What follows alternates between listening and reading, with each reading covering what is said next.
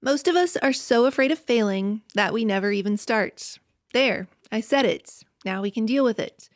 The irony for overachievers, of course, who normally feel pretty miserable and worthless unless we're out there, achieving, is that when faced with the prospect of failure, it suddenly feels safer for us to do nothing than to risk coming up short. We feel paralyzed. We feel stuck. We become experts in avoidance. We would rather not even try, not even go after something, not even break ground on building the dream, than have to deal with the pain of things not working out. It suddenly feels safer to create nothing than to create failure.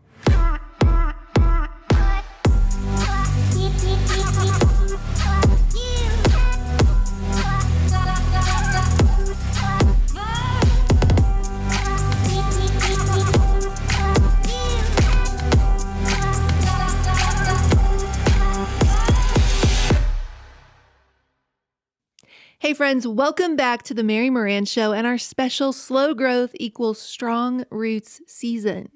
Those words I just read are from my new book, Slow Growth Equals Strong Roots, where I was talking about those times where insecurity rears her lovely head, flips her perfect hair, looks out at us from the four corners of her squares of influence, and convinces us that it's already all been done. It's been done by someone better, someone the world actually wants to pay attention to. We think to ourselves, who is ever going to care about this?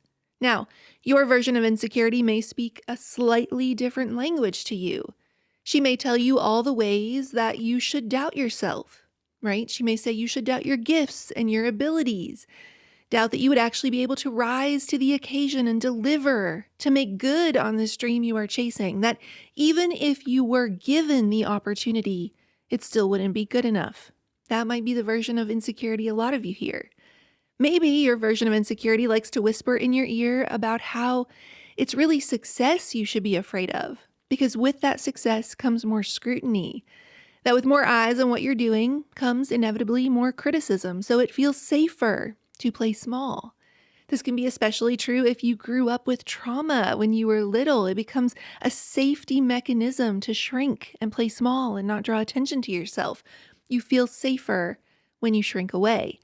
This is where your insecurity starts to don a black robe and a wig and reminds you of all the people who are going to judge you for even trying, who are going to say things like, "Who does she think she is?" These small minds who don't discuss events or thoughts or ideas, but instead people. And the last thing you want is them now talking about you. Maybe for you, insecurity likes to remind you of the last time you were burnt out. She loves to bring up how you might not even have enough energy or enough time or enough bandwidth to keep up with the goal if you were even to start it. How every time you start something, you can't seem to stay consistent with it. How you never see it through and you wind up time after time after time just disappointing yourself. And here is where insecurity likes to tag team in her second cousin twice removed, imposter syndrome. And imposter syndrome gets busy telling you all the ways that you'll be found out, that when you can't stay consistent with it, when you can't follow through, when you don't see it through on time, people are going to think you are a fraud, a failure, someone who only pretended to know what they were doing, which is where perfectionism, as the most advanced form of procrastination, steps into the ring. She starts telling you all the ways it's not there yet to be able to put it out there for the world to see. She sings a siren song to you about this mythical, quote, there place that exists somewhere at the crosshair intersection of paid her dues and waited her turn, even though we already know the truth. It is dawning on us with each new day. There is no moment of arrival. No matter how long you wait, no matter how long you keep walking towards some unseen destination, it turns out there is no there. There's only here and now in this moment and what you do with it. And yet insecurity whispers, you can't get started until you know every single step, exactly how the whole thing is going to play out before you can begin. Forget the first step. You want to see the whole dang staircase before you can get started. Insecurity's BFF, overthinking, now jumps in to tell you that you need to go pull a Dewey Cox and think about your whole life before you go on stage. You need to pause everything and ponder the meaning of life and the expansion of the universe and your own mini existential crisis before you can ever send that email, before you can ever launch that thing. It says you don't just need a roadmap and a blueprint, you need a step-by-step instruction manual for life, telling you exactly where to place your feet in the path someone else has already carved, so you never once step out of line. Exactly where to place your size 8.5 shoes, so you never once deviate from the path that is in front of you. It says until you know how you're going to do everything, you can't do anything.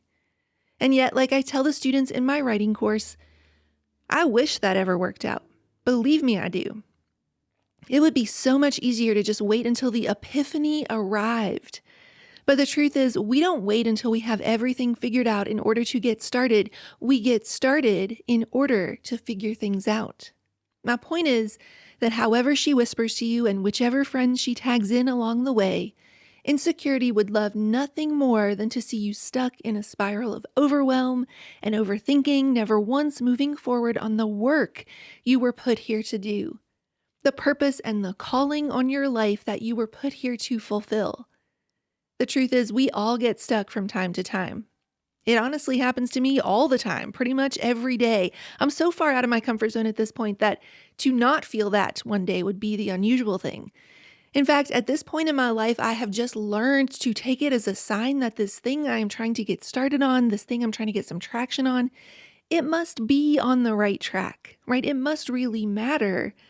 Otherwise, what Stephen Pressfield called the resistance, or insecurity rearing her lovely head as we know her here now, she wouldn't even bother. If there wasn't some fear around this work that you are called to do, changing people's lives, the enemy would have no need to make you doubt it. Oh, that is for somebody right now. Pause that and replay it if you need it. The enemy would have no need to make you doubt it if he didn't see the potential that it had. So now that we know we all go through this, now that we know this is something that each one of us go through when we're getting started on the work that matters, where do we go from here? What are some tools and some steps forward the next time fear or insecurity or perfectionism or doubt tries to keep us stuck? Number one, I want you to remind yourself that action breeds clarity and momentum favors movement. When you take that first step in faith, the road rises up to meet you. I want you to think about it like working a puzzle. When you first begin, the whole thing seems to be like a mess, right? It seems to be taking forever. You're not even sure these pieces fit together. You have no idea what the big picture is that you're after. But step by step, piece by piece, the bigger picture becomes clear. The pieces start snapping into place faster and faster, and the more action you take, the faster that continues to happen. You start to see how this thing you were working on over here that you thought was totally disconnected is now exactly what you need to finish out this part over here. Pretty soon you look up and you can't believe how quickly it all came together at the end, and you're not even sure how that happened or where the time has gone. And now you're staring at a finished product, at a picture in front of you, staring back of what it always could have been, but it never would have happened without that first step of action in the midst of the mess. Number two, get yourself a deadline. Notice I said get, not give. If just giving ourselves a deadline worked, we would never struggle with insecurity or getting stuck or getting started. I want you to get an external force, whether that's a friend or a coach, or you tell people online to show up at a certain time where you're going to unveil it. Whatever it is, have someone hold you accountable in a pretty major way where you don't get to miss that deadline. Give them a picture of you that's really embarrassing that they get to share if you don't actually hit that deadline.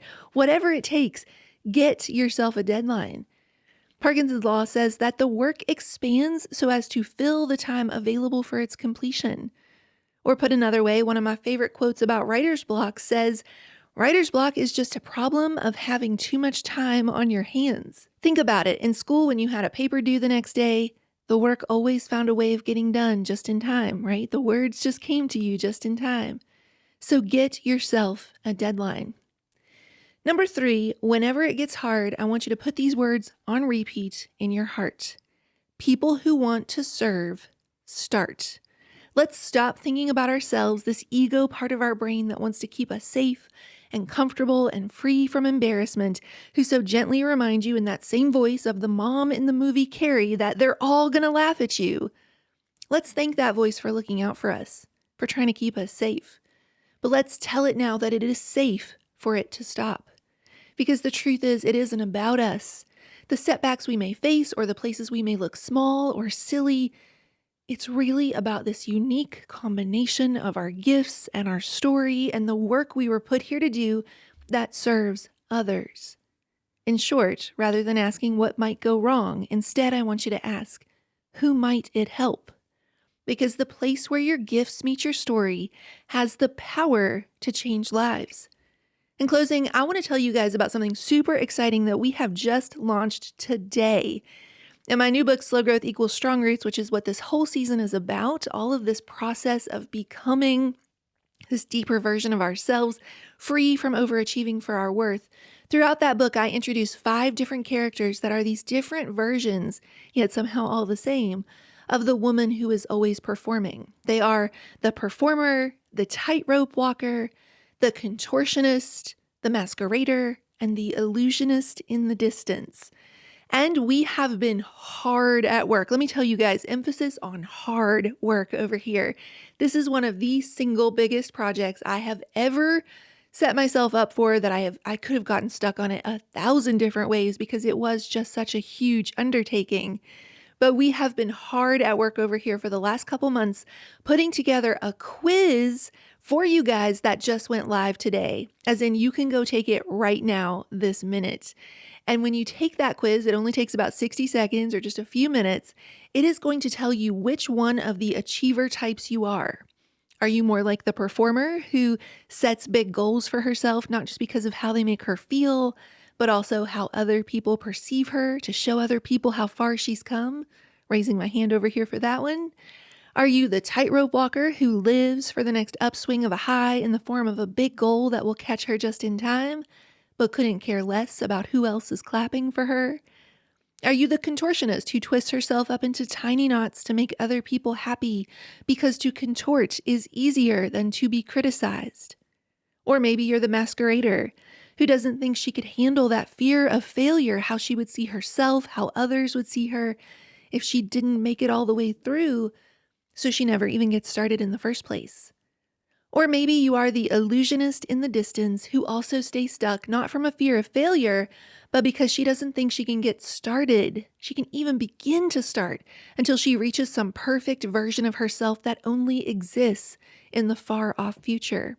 Not only is the quiz going to tell you which type you are, it's then going to walk you through your strengths, because each type has them, and your most common pitfalls that keep you stuck, because yes, each type has those too, and your next action plan for where you go from here. You can head over right now to marymarantz.com/quiz and get started. Like I said, it only takes a minute, certainly no more than a few minutes to fill it out. And when you get your result, what I want you to do is take a screenshot of it and go tag me on Instagram at Mary Marantz, because I want to see what you are. I want to see how many of each of the different types we have here in this podcast community.